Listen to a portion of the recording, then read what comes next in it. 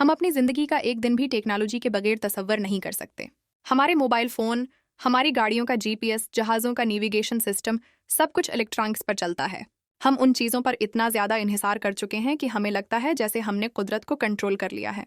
लेकिन ज़रा सोचें, अगर मैं आपको बताऊं कि दुनिया में ऐसी जगहें मौजूद हैं जहां ये टेक्नोलॉजी, ये इलेक्ट्रॉनिक्स और ये सिग्नल्स अचानक काम करना छोड़ देते हैं। सबसे पहला नाम जो फ़ौरन जहन में आता है वो है बरमूदा ट्रायंगल। बाहरी ओकियानूस का ये हिस्सा सदियों से बहरी जहाज़ों और हवाई जहाज़ों के पुरअसरार तौर पर गायब होने की वजह से बदनाम है। लेकिन असल खौफनाक बात उनके गायब होने से पहले के आखिरी लम्हात हैं।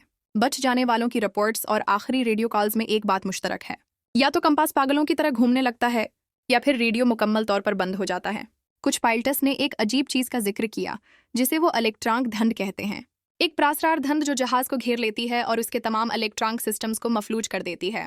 साइंसदान उसे खराब मौसम या मीथेन गैस से जोड़ते हैं। लेकिन इतने ज़्यादा हादसात और इतनी बड़ी इलेक्ट्रॉनिक नाकामियाँ, इन सब को सिर्फ इत्तेफाक कहकर नज़रअंदाज करना आसान नहीं। और अगर आप समझते हैं कि ये सब सिर्फ समंदर में होता है तो आप गलत हैं। ज़मीन पर भी एक ऐसी जगह है जो शायद बरमूदा ट्रायंगल से भी ज़्यादा पुरअसरार है। ये है जोन ऑफ साइलेंस। मेक्सिको की रियासत चिवावा के सहरा में वाक़ई जोनादिल साइलेंसियो।